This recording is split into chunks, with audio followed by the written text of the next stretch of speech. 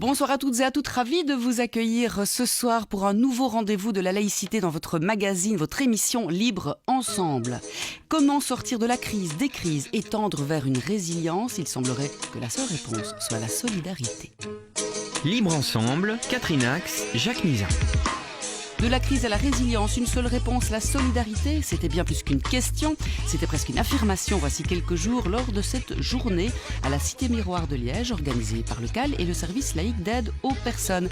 Pour revenir sur cette journée, en parler avec nous ce soir, je suis très heureuse de recevoir André Poquet. Bonsoir André. Bonsoir Catherine. Vous êtes présidente du service laïque d'aide aux personnes et organisatrice donc de cette journée. Et avec nous également Jean Leclerc. Bonsoir Catherine. Bonsoir Jean. Vous êtes professeur de philo à l'UC Louvain. On dit plus l'UCL, on dit UC Louvain, je pense, à votre université. André, vous allez déjà nous redessiner les contours de cette journée. Pourquoi avoir voulu cette journée, la placer sous les concepts résilience, solidarité, laïcité? Et puis alors un petit mot sur le service laïque d'aide aux personnes.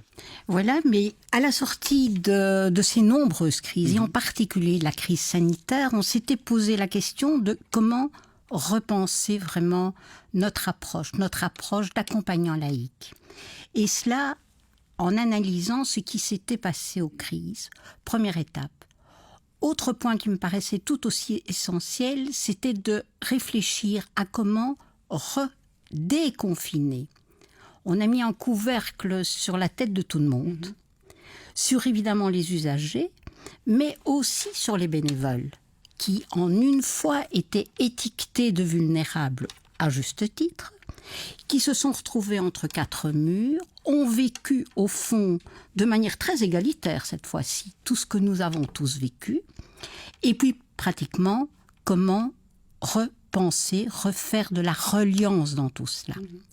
Alors, si on pense au CAL, qui est occupé de réfléchir à sa convention laïque, à comment refaire société, c'était vraiment le moment de se mettre ensemble, tous les accompagnants bien sûr, de travailler dans la transversalité, à savoir les 7 régionales, de penser ce qui s'était fait parfois vraiment en coulisses, d'y mettre la lumière nécessaire, de pouvoir croiser les bonnes pratiques. Et à ce moment-là, de se dire, tiens, comment on va maintenant, à la sortie de cette crise sanitaire, parce que on pourrait rediscuter du concept de crise évidemment, mais de la crise sanitaire où on a vécu l'isolement, voir comment on va pouvoir s'ancrer dans le réseau d'aide plus global et sortir des murs de la laïcité. Alors, votre rôle donc, de présidente au sein du service laïque d'aide aux personnes, vous allez pouvoir donc nous redéfinir ce que fait ce service. Alors, le service laïque d'aide aux personnes est une des nombreuses associations constitutives du Centre d'action laïque.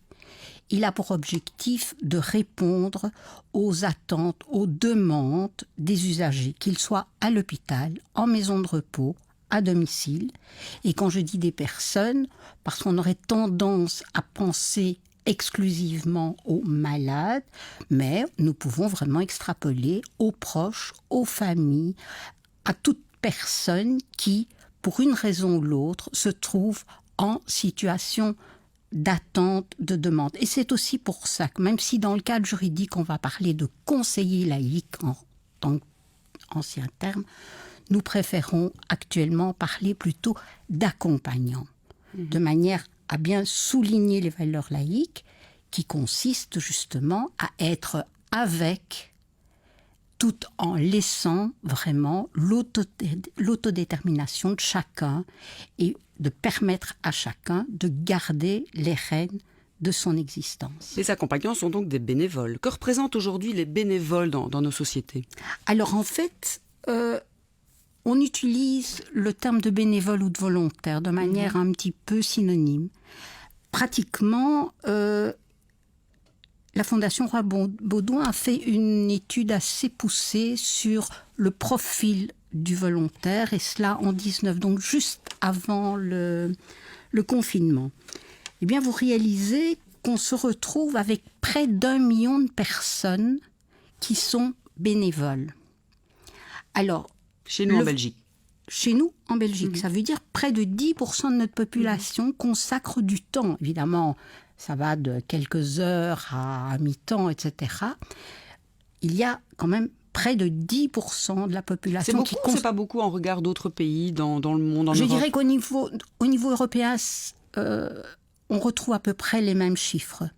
Dans les pays, par exemple anglo-saxons, aux États-Unis, la place du bénévolat est beaucoup, beaucoup plus importante. Et je pense qu'on pourrait le détricoter, essayer de comprendre le pourquoi, parce que le concept de solidarité est très différent. Si vous voyez la place, évidemment, que joue la sécurité sociale, la protection sociale organisée dans des pays d'Europe occidentale, bien sûr, il y a des filets de sécurité importants qui n'existent pas, par exemple, aux États-Unis. Voilà, c'est pourquoi la solidarité s'est mise en place. Et donc, vous voyez, en effet, active, par rapport au titre, le pourquoi de la place de la solidarité.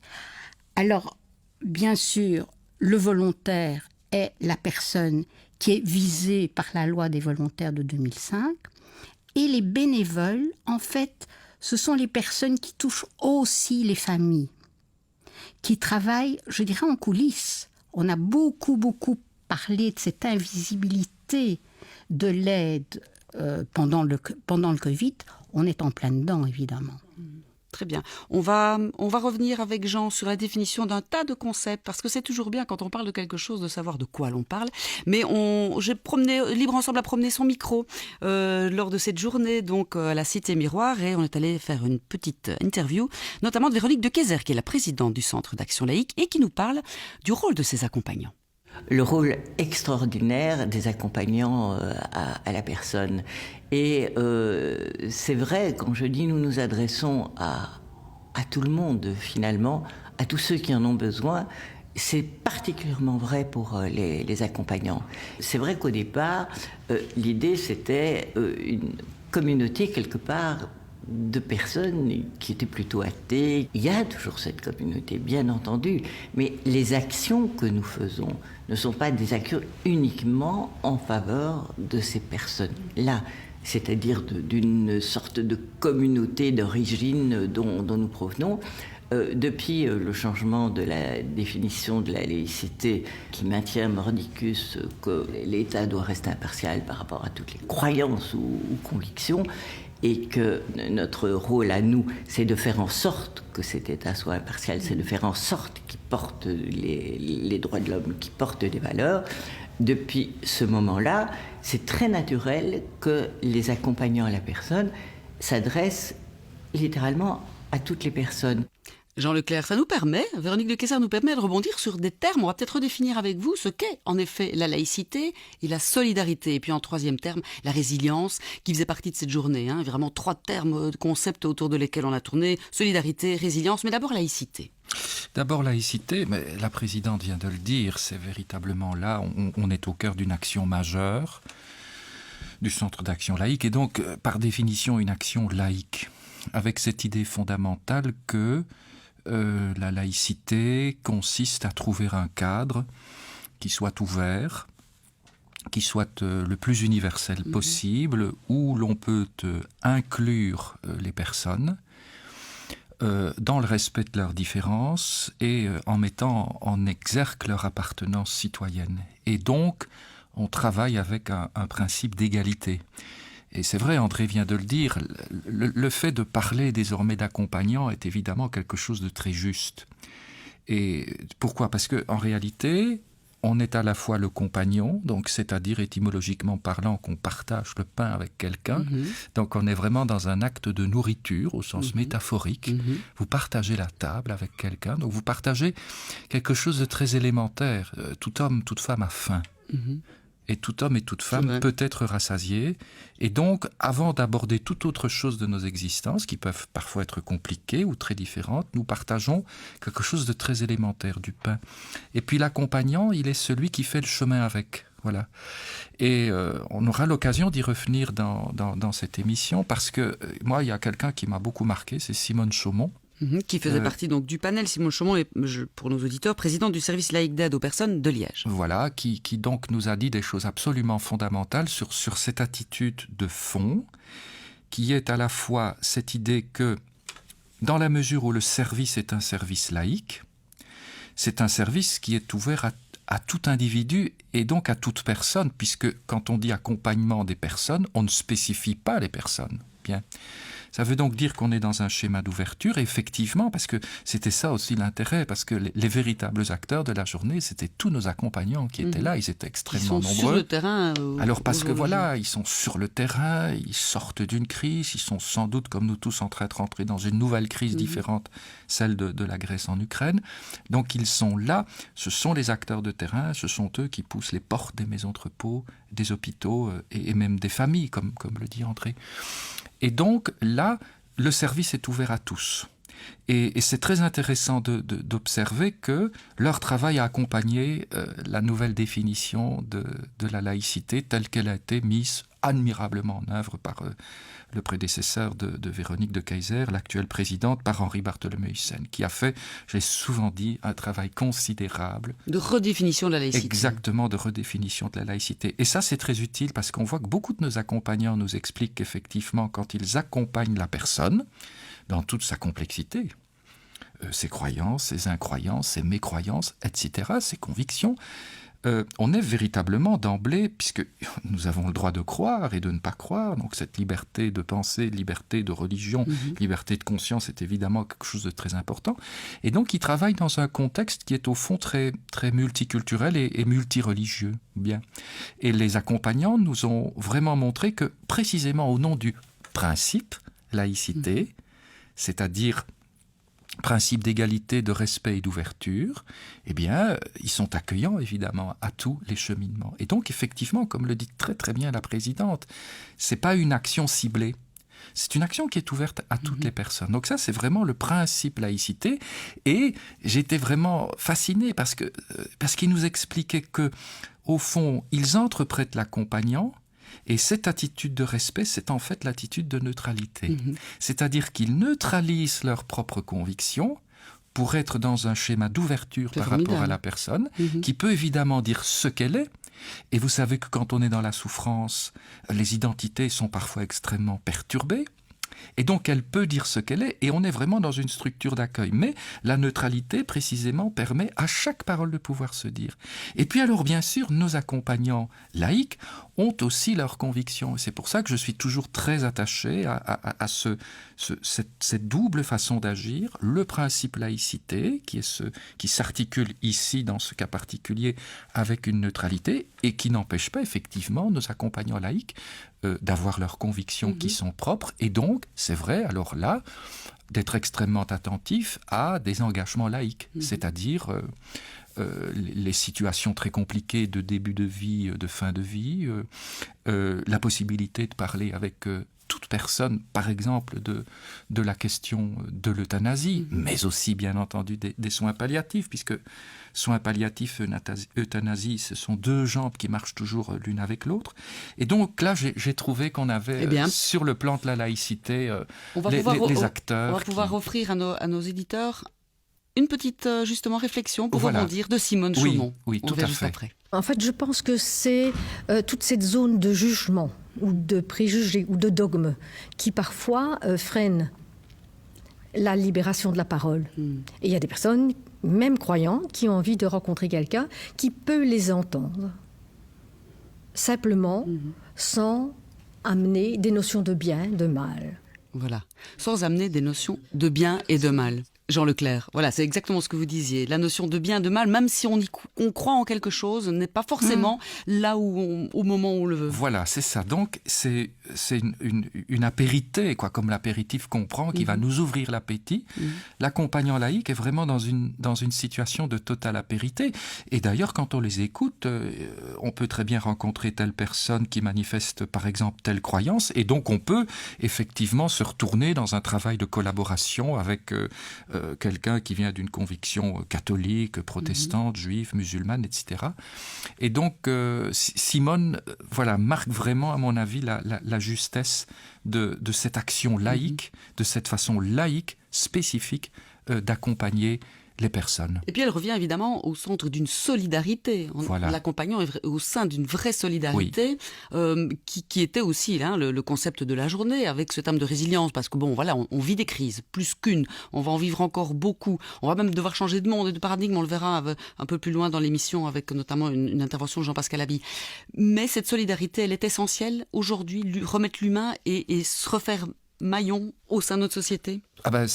Pour moi, c'est vraiment fondamental, et on va y revenir. Je préfère vraiment travailler, réfléchir, penser, agir avec le concept de solidarité plutôt que de résilience. Pourquoi ? Parce qu'au fond, la solidarité, mais tout d'abord, on peut refaire la définition du mot. Donc c'est un lien contracté, donc il y a une dimension contractuelle dans la solidarité. Voilà pourquoi aussi on va lier évidemment pacte de solidarité et puis sécurité sociale et donc action de solidarité. Et donc c'est un lien qui est contracté, donc il y a une dimension contractuelle.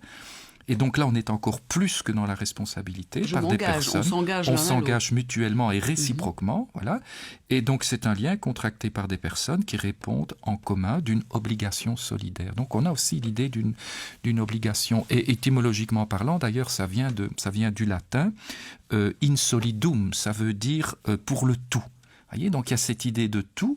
Et comme je dis souvent qu'on ne doit pas oublier que l'étymologie première du mot laïcité, c'est laos, le peuple. Laïcité, solidarité... Pas de cohésion sociale. C'est très... ça va vraiment de pair. Et je crois que c'est très important de dire ça pour nos auditeurs et même tous les concitoyens qui ont parfois une vision biaisée de la laïcité ou une vision totalement archaïque qui ne correspond plus à la réalité du terrain. Et donc la solidarité, elle est fondamentale. Et alors à tous nos accompagnants, je leur ai dit au fond combien pour moi j'étais très intéressé de voir l'évolution sur 2 ou 3 siècles de recul de cette notion de solidarité. Parce qu'en réalité, c'est vrai que la solidarité, c'est un mot qui apparaît à la fin du XVIIe siècle seulement. Le mot solidaire est un petit peu plus antérieur, mais c'est au XVIIe siècle. Et la solidarité, c'est vraiment pour moi une valeur principe des Lumières. C'est cette idée que nous appartenons à un corps commun, le corps social, et que donc nous avons cette exigence de réciprocité. Et vous savez, au moment de la Révolution française et des idéaux des Lumières, on a beaucoup parlé de fraternité. Voilà. Et au XIXe siècle, les philosophes, et surtout des philosophes de la Troisième République, ont vraiment voulu, non pas corriger, mais ils ont voulu nuancer la notion de fraternité en disant que c'était peut-être trop vague. Et ils ont alors beaucoup utilisé cette notion de solidarité. On était aussi, par exemple, c'est très intéressant, en pleine pandémie, on était en plein dans les découvertes de Pasteur, et on prenait aussi la mesure que, notamment à travers la virologie et les recherches sur les bactéries, on était très très très dépendant de déterminismes que nous n'avions évidemment pas choisis, et que face à tout ça, il fallait réinventer des solidarités nouvelles. Et donc la solidarité, elle a corrigé certaines choses de la notion de fraternité, elle les a précisées. Et alors je leur ai parlé d'un philosophe que j'aime beaucoup, qui est quelqu'un qui est le premier président de la Société des Nations. Alors figurez-vous qu'on lui avait proposé d'être président de la République française, mais il l'a refusé, et il a été le président du Sénat. Donc c'est Bourgeois. Et lui, en fait, il dit quelque chose de très intéressant, c'est-à-dire qu'à partir du moment où nous naissons, nous sommes en dette. Alors on est en dette par rapport à la nature, c'est très moderne ça, par rapport au monde, et par rapport au fait que nous sommes en situation de fraternité, évidemment, et que donc nous avons non pas uniquement une responsabilité, parce que la responsabilité, c'est encore finalement potentiellement individualiste, mais nous avons une corresponsabilité qui est en réalité une solidarité.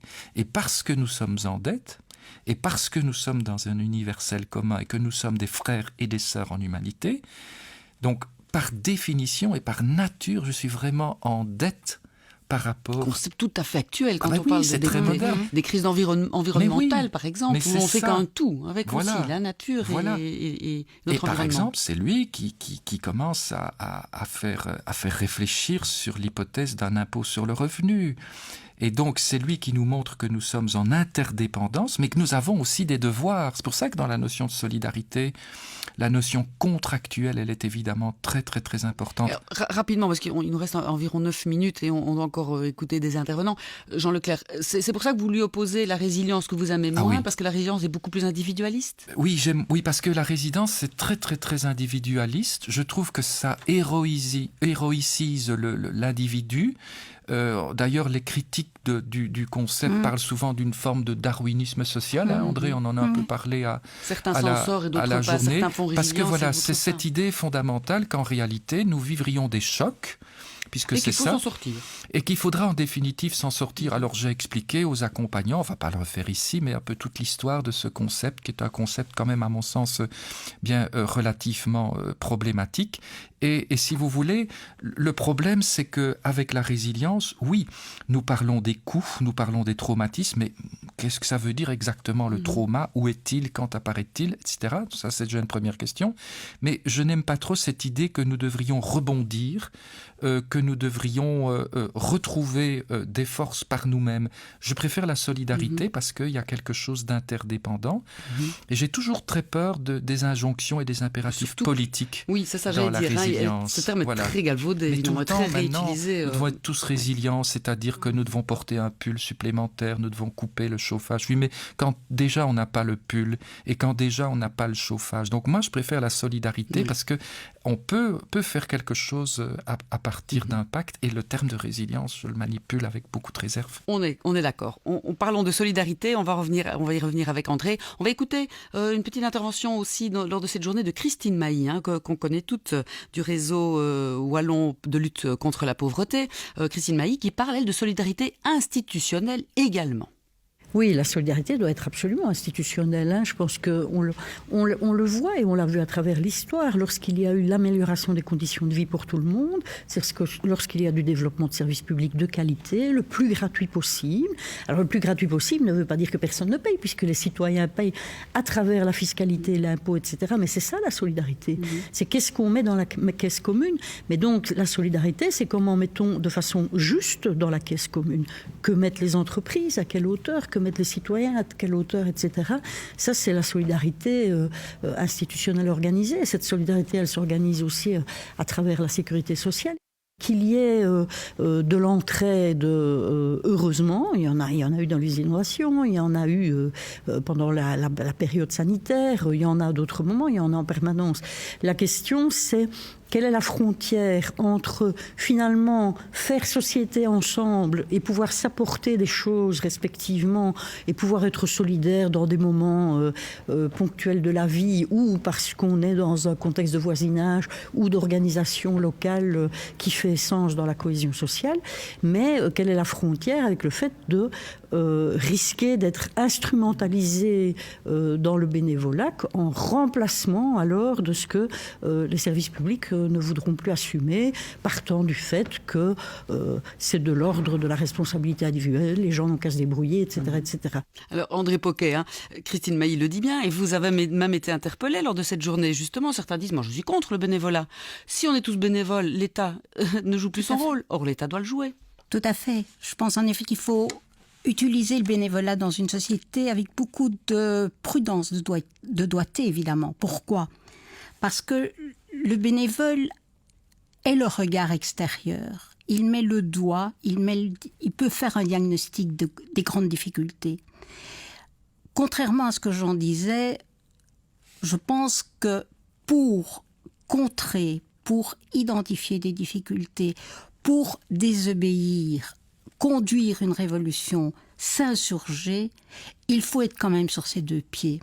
Et donc on a besoin d'une forme de résilience. On doit quelque part avoir quelqu'un, quand on est dans la rigole, qui est là pour vous tendre la main et pour vous accompagner. C'est une résilience solidaire en quelque sorte. Mais tout à fait, évidemment. Maintenant, je pense en effet qu'on ne doit jamais être à la place de. D'abord, on n'est pas des professionnels, c'est très important. On est l'alter ego.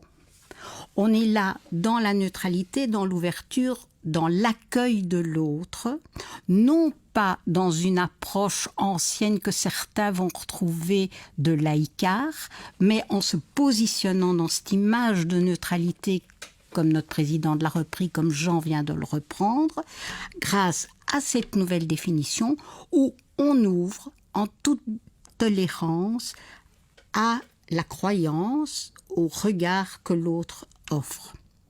Alors bien sûr, je voudrais quand même mettre la lumière là-dessus. Il ne suffit pas de dire que ça se fera comme ça. Il ne suffit pas d'être plein de bonne volonté. Parce que quand vous êtes bénévole, vous sortez de vous avez du temps à consacrer, vous avez dit tiens, j'ai envie d'être solidaire, d'avoir un rôle actif dans la société, parce que vous sortez de votre pension, on voit bien à quoi sert le bénévolat pour que quelqu'un reste ancré socialement. Mais ça doit être balisé. Je vous garantis que ça nécessite vraiment une formation bétonnée. Bétonner comment ? Bien sûr, il faut apprendre aux gens à écouter, à entendre. À accompagner. À accompagner, bien sûr, mais aussi de se positionner au niveau du politique. Et c'est excessivement complexe d'écouter et ne pas immédiatement monter aux barricades. Mais que fait-on de ces constats pour qu'il y ait de la lumière sur les inégalités, pour qu'on puisse transgresser et dépasser ces inégalités. Voilà, c'était le but de cette journée aussi. C'est réfléchir à comment continuer, comment être utile dans ce monde qui est en bouleversement, en plein changement, et y apporter des pistes. Quelques pistes aussi de lutte que proposait ce jour-là Jean-Pascal Labille, secrétaire général de Solidaris. Ça passe par 3 termes, pour moi, la solidarité, la prospérité et la fraternité. Et pas les inégalités qui explosent aujourd'hui, la précarité, la consommation à tout crin. Et donc je crois que ça passe par la réconciliation de 3 types de luttes. Les luttes sociales, où on voit aujourd'hui que les gens sont en très très grande difficulté. Les luttes environnementales, notre planète est elle-même en très très grande difficulté. Et les luttes démocratiques, parce que notre démocratie est aussi en très très grande difficulté. Donc on doit réconcilier ces 3 luttes en vue de construire une société beaucoup plus ouverte, beaucoup plus tolérante, beaucoup plus redistributive et beaucoup plus tournée vers l'autre. Voilà, tourner vers l'autre. En conclusion, Jean Leclerc et cette cohésion sociale dont nous parlions, il reste environ 1 minute 30 pour conclure sur ces pistes. On peut retenir le mot de Christine Mailly, la justice et le fait d'être juste, donc la solidarité juste. Et puis ce que vient de dire Jean-Pascal, cette idée fondamentale de la redistribution, parce que, évidemment, dans la notion de solidarité, nous accompagnons, c'est-à-dire qu'on laisse aussi de côté tout le vocabulaire de l'assistanat, qui est extrêmement stigmatisant. L'individu prend aussi en charge sa liberté, mais sa liberté est aussi la mienne, ma liberté est aussi la sienne, et c'est une solidarité efficace et effective. André Poquet.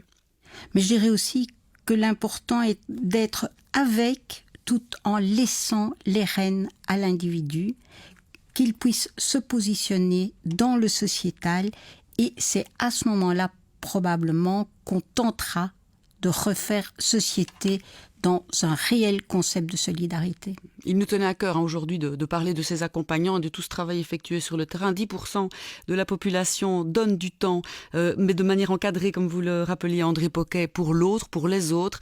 Voilà, c'est quand même ça qui permet de faire société, j'ai l'impression. C'est merveilleux. Voilà, on est très content d'avoir pu mettre en lumière, et grâce à cette journée également. Merci André Poquet d'avoir été là aujourd'hui avec nous. Merci. Merci Catherine. Jean Leclerc. Merci. À tous et à toutes, merci d'avoir choisi de nous écouter. On vous donne rendez-vous la semaine prochaine pour un autre rendez-vous de la laïcité. Bonsoir à tous.